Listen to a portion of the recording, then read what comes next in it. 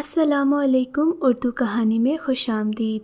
ہمیشہ کی طرح آج بھی اردو کہانی سے آپ کو ایک انتہائی دلچسپ کہانی سنائی جائے گی۔ امید کرتی ہوں کہ کہانی آپ کو پسند آئے گی۔ کہانی شروع کرنے سے پہلے نئے آنے والوں سے گزارش ہے کہ ہمارے چینل اردو کہانی کو ضرور سبسکرائب کریں اور ہماری ویڈیوز سب سے پہلے دیکھنے کے لیے بیل آئیکن کو ضرور کلک کریں۔ نائلہ ایک خوبصورت عورت تھی۔ آج بھی اس کے لہجے میں شوخی برقرار تھی۔ اپنے شوہر سے شادی کے اتنے سال گزرنے کے باوجود بھی وہ یوں بات کرتی جیسے کوئی 16-17 سالہ لڑکی اپنے محبوب کے لیے بے چین رہتی ہو۔ ان کی یہ محبت کی شادی، سبھی کہتے تھے کہ محبتیں آج کل کے زمانے میں کامیاب نہیں ہوتی، مگر ان دونوں کی کامیاب محبت اور شادی نے سبھی کی باتوں کو غلط ثابت کر دیا۔ حاتم صاحب نے جب ایم اے کر کے لیکچرار کی حیثیت سے ملازمت اختیار کی تھی تو نائلہ وہاں پہلے سے انگریزی کی لیکچرار تھی۔ اس کی شکل و صورت تو معمولی تھی، لیکن اس کے وجود میں محبت کے کئی سمندر پوشیدہ تھے جو انہیں دیکھتے ہی نکھر گئے۔ اس کی شخصیت میں بلا کی کشش تھی۔ گفتگو کرتی تو کوئی اندازہ نہیں کر سکتا تھا کہ وہ جذبات سے بھرپور شخصیت رکھتی ہے۔ حالانکہ وہ ایک شادی شدہ عورت تھی، مگر حاتم صاحب کو اس سے عشق ہوتے دیر نہ لگی، اور پھر وہ ان کے خیالوں پر ایسی چھائی کہ 1 سال میں ہی دونوں شادی کے بندھن میں بندھ گئے۔ نائلہ کے بے پناہ عشق نے انہیں موم کی طرح پگھلا دیا تھا۔ حاتم تو اپنے وجود کو بھی بھول بیٹھے تھے۔ نائلہ نے اپنے پہلے شوہر سے طلاق لے کر ان سے شادی رچائی تھی۔ اس شادی پر خاندان بھر میں کوہرام مچ گیا تھا۔ انہونی بات ہو گئی تھی۔ پہلے کسی نے ایسی سرکشی کا مظاہرہ نہیں کیا تھا۔ خاندانی رسم و رواج جو غیر تحریری قانون کا درجہ رکھتے تھے، کبھی اس طرح باغیانہ انداز میں نہیں توڑے گئے۔ وہ ان دونوں کی محبت نے پاش پاش کر دیے تھے، اور پھر سال کے اندر اندر ہی اللہ نے انہیں بیٹے کی نعمت سے نوازا تھا۔ ولید ان کی واحد اولاد تھا جس سے دونوں ہی بے پناہ محبت کرتے تھے۔ نائلہ نے ایک مثالی ماں اور انہوں نے ایک فرض شناس باپ کی طرح اس کی پرورش کی تھی، جس کا نتیجہ یہ ملا کہ وہ بھی اپنے والدین کی طرح دیکھتے ہی دیکھتے ایک قابل شخص بن گیا جس پر دنیا کے تمام والدین فخر کرتے تھے۔ 2 سال سے وہ کینیڈا میں اعلیٰ تعلیم حاصل کر رہا تھا، ہر درجے کی امتیازی تیاری کرتا اور پھر بڑی پابندی سے ہر ہفتے گھر خط لکھتا۔ ولید کا ہنستا مسکراتا چہرہ نظروں کے سامنے آتے ہی دونوں کے ہونٹوں پر ایک آسودہ مسکراہٹ پھیل جاتی، طبیعت کا بوجھل پن دور ہو جاتا اور دونوں حشاش بشاش ہو جاتے۔ آج صبح صبح ہی نائلہ بیگم بہت خوش تھیں۔ پروفیسر صاحب نے ان کی خوشی دیکھی تو پوچھنے لگے، کیا بات ہے، آج بہت خوش نظر آ رہی ہو؟ نائلہ خوشی سے چہکتے ہوئے لہجے میں بولی، ہاں خوش کیوں نہ ہوں، آخر میری بہن جو آ رہی ہے، شازیہ پورے 5 سال بعد میرے گھر آ رہی ہے۔ میں اسے گاڑی میں لینے جاؤں گی۔ آپ ایسا کریں کہ کسی لوکل گاڑی سے چلے جائیں، میں ابھی بس وغیرہ کہاں ڈھونڈتی پھروں گی۔ پروفیسر صاحب نے بیوی کی لمبی چوڑی تمہید سنی اور پھر ٹھیک ہے کہہ کر گھر سے نکل گئے۔ وہ کسی گہری سوچ میں ڈوبے ہوئے تھے۔ انہیں گھر سے نکلتے ہی ایک خالی ٹیکسی مل گئی اور وہ ڈرائیور کو کالج کا پتہ بتانے کے بعد نشست سے ٹیک لگا کر نیم دراز ہو گئے۔ بھولی بصری یادوں نے ان پر یلغار کر دی، شرمناک یادیں، گناہوں میں لتھڑی ہوئی راتیں جنہیں وہ کبھی فراموش کرنے میں کامیاب نہیں ہو سکے۔ جب کبھی شازیہ کی آمد کی اطلاع ملتی تو ان کی یادوں کے تاریک گوشے پر نور ہو جاتے۔ یہ کیفیت یک طرفہ نہیں تھی۔ شازیہ بھی کبھی احساس گناہ سے نجات نہیں پا سکی۔ یہی وجہ تھی اتنی دور سے آنے کے باوجود اور طویل سفر کرنے کے بعد بھی وہ کبھی 8-10 روز سے زیادہ ان کے گھر نہیں رکتی تھی۔ اس مختصر وقفے میں جب وہ اپنی بہن کے سامنے آتی تو اس کی نظریں گناہوں کے بوجھ سے جھکی رہتی تھیں۔ اگر اسے اپنی بڑی بہن سے شدید محبت نہ ہوتی تو شاید دوبارہ وہ ان کے گھر کبھی قدم نہ رکھتی۔ دونوں بہنیں ایک دوسرے پر جان چھڑکتی تھیں۔ اس کی وجہ یہ بھی تھی کہ جب نائلہ اسکول میں زیر تعلیم تھی تو ان کے والد وفات پا گئے۔ جب اس نے تعلیم مکمل کی تو ماں اس دنیا سے رخصت ہو گئیں۔ نائلہ نے اسکول میں ملازمت کر کے چھوٹی بہن کو اولاد کی طرح پالا تھا۔ ایک خالہ کے سوا ان کا دنیا میں کوئی نہیں تھا۔ احساس تنہائی اجنبیوں کو بھی ایک دوسرے کے قریب کر دیتا ہے، اور پھر وہ تو بہنیں تھیں جب ہی ان کی محبت آپس میں بڑھ گئی۔ نائلہ کی شادی کے بعد وہ اسے خالہ کے سپرد کر کے اپنے شوہر کے گھر آ گئی تھی۔ کچھ عرصے بعد انہیں کالج میں لیکچررشپ مل گئی۔ وہ رات جس نے 21 سال پہلے انہیں گناہوں کی دلدل میں دھکیلا تھا، آج بھی ان کے ذہن میں اسی طرح تازہ تھی جیسے کل کی بات ہو۔ اس رات کے بعد ایسی ہی شرمناک راتیں اور بھی آئی تھیں، لیکن وہ سب ایک ہی زنجیر کی کڑیاں تھیں۔ نئی کڑیاں بنتی گئیں، زنجیر دراز ہوتی گئی، اور پھر اس زنجیر نے انہیں اس بری طرح جکڑا کہ ان کی روح گھائل ہو گئی، ان کا چہرہ داغدار ہو گیا۔ 21 سال گزرنے کے باوجود بھی آج وہ ایک کڑی کو توڑنے میں کامیاب نہیں ہو سکے تھے۔ آج بھی جب انہیں وہ رات یاد آتی تو ان کا سر ندامت اور پشیمانی سے خود بخود جھک جاتا، اور پسینے کے قطرے ان کی پیشانی پر نمودار ہونے لگتے۔ جوانی کے منہ زور جذبات اب ان کے لیے ناسور بن کر رہ گئے تھے۔ یہ اس زمانے کی بات تھی جب ان کی شادی کو 2 سال سے زائد کا عرصہ گزر گیا تھا، اور نائلہ کو بانجھ ہونے کا طعنہ دیا جانے لگا جس نے اس کی نیندیں حرام کر دیں۔ پھر جب پروفیسر صاحب کے بھائیوں نے انہیں کھلم کھلا دوسری شادی کا مشورہ دیا تو نائلہ کو چپ لگ گئی، اور یہی غم اسے اندر ہی اندر دیمک کی طرح چاٹنے لگا۔ وہ بیمار ہو گئی، ایسی بیمار ہوئی کہ گھر چوپٹ ہو گیا۔ اس نے گھبرا کر کراچی سے اپنی چھوٹی بہن شازیہ کو بلوا لیا جو اس وقت کالج میں زیر تعلیم تھی۔ شازیہ نے آتے ہی بڑی ہوشیاری سے گھر سنبھال لیا اور اپنی بہن کی تیمارداری میں لگ گئی۔ سچ تو یہ ہے کہ خود پروفیسر صاحب کو بھی اولاد کی تمنا تھی، لیکن انہوں نے کبھی بھی نائلہ کی دل آزاری نہیں کی۔ دوسری شادی کا تو وہ تصور بھی نہیں کر سکتے تھے۔ پھر جب انہوں نے نائلہ پر طعنوں کا اتنا شدید رد عمل دیکھا تو ہمیشہ کے لیے اولاد کی خواہش اپنے دل سے ہی نکال دی۔ جس اولاد کا ابھی کوئی وجود نہ تھا، اس پر وہ اپنی بیوی کی صحت کو ترجیح دیتے تھے۔ اس رات سے پہلے انہوں نے کبھی شازیہ کو نظر بھر کر بھی نہیں دیکھا تھا۔ وہ تو ان کی نظر میں ایک صرف چھوٹی بہن تھی۔ پھر نہ جانے کیا ہوا، ایک رات اچانک جذبات کا وہ طوفان آیا جس نے انہیں ایسے احساس سے گناہ میں مبتلا کر دیا کہ وہ کئی سال خود کو نیکیوں کے قابل بھی نہ سمجھتے تھے۔ اپنی بیوی سے تو وہ نظر بھی نہ ملا سکے۔ جب بھی نائلہ مسکرا کر ان کی طرف دیکھتی وہ شرم سے پانی پانی ہو جاتے۔ یوں لگتا تھا جیسے نائلہ نے ان کی چوری پکڑ لی ہو۔ اور پھر برسوں بعد جب ان کی سالی کی شادی ہوئی تو انہوں نے نہ جانے کیوں اپنے دل پر سے ایک بہت بڑا بوجھ ہٹتا محسوس کیا۔ شادی کے بعد جب وہ پہلی بار ان کے گھر آئی تو بہت گھبرائی ہوئی تھی اور بہت سارے وسوسوں کا شکار تھی۔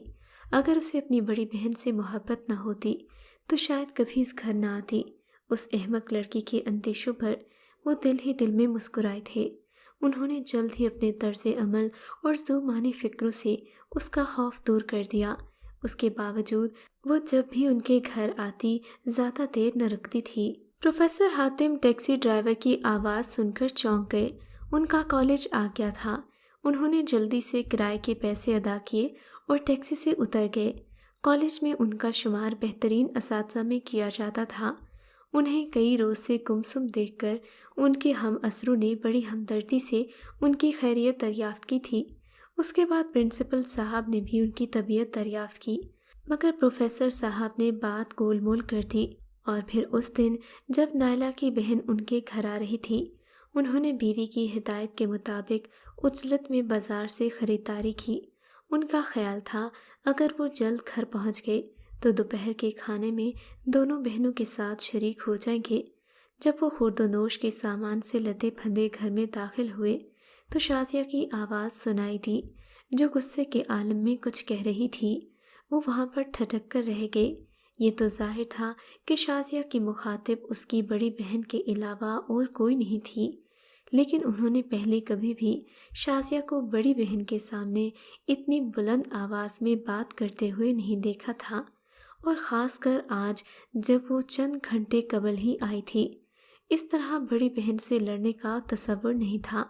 چیخو مت شازیہ، انہیں اپنی بیوی کی آواز سنائی دی۔ میں تمہاری کیفیت سمجھ رہی ہوں، تنہائی بہت بری چیز ہے بہن، پھر تم کمزور اعصاب کی عورت ہو۔ 3 سال کی تنہائی نے تمہارا ذہنی توازن بگاڑ دیا ہے۔ نائلہ بیگم کا اشارہ اس کی بیوگی کی طرف تھا۔ میرا ذہنی توازن تو اسی روز بگڑ گیا تھا جب میں نے تمہاری محبت میں اندھی ہو کر اپنا سب کچھ تم پر قربان کر دیا۔ جواب میں شازیہ نے کہا تو نائلہ کا بھی پارا چڑھ گیا۔ ہوش میں آؤ شازیہ، جو کچھ ہو گیا اب اسے دہرانے سے کوئی فائدہ نہیں ہوگا۔ نائلہ جیسے بات کو دبانا چاہتی تھی، مگر شازیہ ایسا کرنے پر ہرگز تیار نہیں تھی۔ کیوں بھول جاؤں میں دہراؤں گی اور بار بار دہراؤں گی، ساری دنیا کو سناؤں گی، دولہا بھائی کو بھی تمہارے کرتوت بتاؤں گی، انہیں بھی تو پتہ چلے کہ تم ان کی فرشتہ صفت بیوی اندر سے ہے کیا۔ نائلہ اس کی بات پر چونک گئی، پھر نرم پڑتے ہوئے بولی، دیکھو میری بہن، تم کیوں میری خوشیوں کے پیچھے پڑی ہو؟ اگر تم ابھی کچھ بتا دو گی تو میری زندگی میں بھونچال آ جائے گا۔ خبردار جو تم نے ان سے کچھ کہا۔ پروفیسر صاحب نے احتیاط سے خوردونوش کا سامان فرش پر رکھ دیا اور پوری توجہ سے ان کی گفتگو سننے لگے۔ اپنی نیک نامی تو تمہیں اتنی عزیز ہے باجی، لیکن تمہیں کبھی اپنی بہن کی پاک دامنی کا خیال نہیں آیا؟ اپنے مستقبل پر چھوٹی بہن کی عزت کا سودا کرتے ہوئے تمہیں اپنی پارسائی کا بھی خیال نہیں؟ اپنی مسرتوں سے میری پاک دامنی کا سودا کرتے ہوئے تمہیں ذرا جھجک نہیں ہوئی؟ نہ شہنائیاں بچی، نہ مہندی، نہ میں نے سرخ جوڑا پہنا، میری مانگ اچڑی ہوئی تھی، کسی نے میرے بال نہیں سنوارے، نہ کسی نے میرا گھونگھٹ اٹھایا، یہ تھی میری شادی کی رات باجی۔ بس کرو شازیہ، خدا کے لیے چپ ہو جاؤ۔ پروفیسر صاحب کی آنکھوں کے آگے اندھیرا چھا گیا، ٹانگیں بے جان ہو گئیں، انہیں اپنے کانوں پر یقین نہیں آ رہا تھا۔ باجی، میں اپنی زبان کاٹ دوں گی، بس مجھے میرا بچہ واپس دے دو، زندہ رہنے کے لیے مجھے ایک امید دے دو باجی۔ کون ہے میرا اس دنیا میں؟ اور تمہارا کیا بگڑے گا؟ اب تمہیں کوئی تانا نہیں دے گا۔ اب اس عمر میں دولہا بھائی دوسری شادی نہیں کریں گے۔ میں بالکل تنہا ہوں باجی، مجھ پر ترس کھاؤ، میرا بچہ مجھے واپس کر دو۔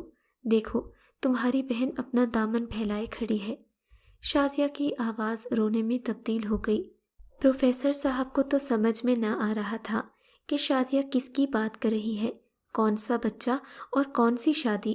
شازیہ کے ہاں تو کبھی کوئی اولاد نہیں ہوئی تھی۔ ان کا سر چکرانے لگا۔ یہ ناممکن ہے شازیہ، ماضی کو بدلا نہیں جاتا، ذرا سنجیدگی سے غور کرو۔ اگر تمہاری یہ بچکانہ خواہش پوری کر بھی دی جائے تو اس کے کیا نتائج ہوں گے کبھی سوچا ہے؟ پاگل مت بنو، ذرا ٹھنڈے دماغ سے سوچو۔ ابھی کسی کو اس راز کا علم نہیں ہے کہ ولید میری نہیں تمہاری کوکھ سے پیدا ہوا ہے۔ تو گویا یہ ان کی بیوی کی چال تھی جو اپنی بہن کو اپنی مرضی سے ان کے کمرے میں بھیجتی تھی۔ اس انکشاف نے پروفیسر صاحب پر سکتہ طاری کر دیا۔ چند لمحوں کے لیے ان کے حواس معطل ہو گئے، ہر شے ساکت ہو گئی۔ پھر حرکت کے پہلے احساس کے ساتھ ان کے ذہن میں خیالوں کی آندیاں چکرنے لگیں، گرہیں کھلتی گئیں، کڑیوں سے کڑیاں ملتی گئیں، بہت سے بھید کھل گئے، کئی گتھیاں سلجھ گئیں۔ نائلہ کی پراسرار بیماری کا عقد کھل گیا۔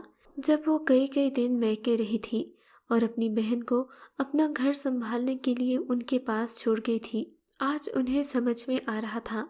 انہیں اولاد کی خواہش ضرور تھی، لیکن نائلہ کی دل آزاری کے خیال سے انہوں نے کبھی اس تمنا کا اظہار نہیں کیا تھا، دوسری شادی کا کبھی نہیں سوچا تھا۔ اور اس صورتحال سے نمٹنے کے لیے نائلہ نے کیا شرمناک منصوبہ تیار کیا تھا، جس پر عمل درآمد کرتے ہوئے وہ بیمار ہو گئی، ایسی بیمار کہ گھر کی دیکھ بھال کے لیے اپنی چھوٹی بہن کو بلانا پڑا۔ اور پھر اس کی بیماری کے ڈرامے پر کسی کو شک نہیں ہوا۔ شازیہ نہ صرف ذہین تھی بلکہ ناز و اداؤں سے بھی واقف تھی۔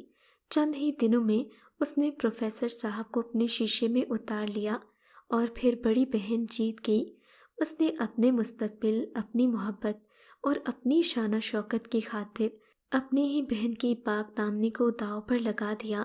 ادھر پروفیسر صاحب کو یہ خوشخبری سنائی گئی تھی کہ نائلہ امید سے ہے اور یہاں اس کی دیکھ بھال کرنے والا کوئی نہیں، سو اس نے اپنی بہن شازیہ کو میکے بلوا لیا۔ ادھر جب نائلہ خود میکے سے واپس آئی تو اس کی گود بھری ہوئی تھی، مخالفین کی زبانیں ہمیشہ کے لیے بند ہو گئیں۔ وہ ولید سے بے پناہ محبت کرتی تھی، اس کی ذرا سی تکلیف پر تڑپ جاتی۔ ان سب باتوں کو دیکھتے ہوئے کسی کو شک بھی نہیں ہو سکتا تھا کہ وہ ولید کی حقیقی ماں نہیں ہے۔ اس نے مثالی ماں کی طرح اس کی پرورش کی تھی۔ ذرا سوچو شازیہ، جب ولید کو اس راز کا علم ہوگا تو اس کی کیا حالت ہوگی؟ نائلہ کہہ رہی تھی، اب وہ بچہ نہیں، جوان ہے، سمجھدار ہے، تمہاری طرح بے حد حساس بھی ہے۔ تم کس منہ سے کہو گی کہ وہ تمہاری ناجائز اولاد ہے؟ اور جب دنیا پر یہ راز کھلے گا اور ولید کے منہ پر اسے لوگ ناجائز کہیں گے تو کیا وہ تم سے نفرت نہیں کرے گا؟ اور پھر تمہارے حاتم بھائی، ان کی نظروں میں میری کیا وقت رہ جائے گی؟ کیا اس کے بعد میں زندہ رہ سکوں گی؟ کسی کو منہ دکھانے کے قابل نہیں رہوں گی، لوگ ہمارے سائے سے بھی بچیں گے، دنیا مجھ سے نفرت کرے گی۔ تم کیوں اتنی ساری زندگیوں سے کھیلنا چاہتی ہو؟ 3 سال کی تنہائی نے تمہیں پاگل کر دیا ہے۔ عقل سے کام لو، ٹھنڈے دماغ سے غور کرو، کہیں تمہارے ان جذباتی فیصلوں کی وجہ سے ولید اپنی جان ہی نہ دے دے۔ اف خدایا، کب تک مجھے ایک غلطی کی سزا ملے گی؟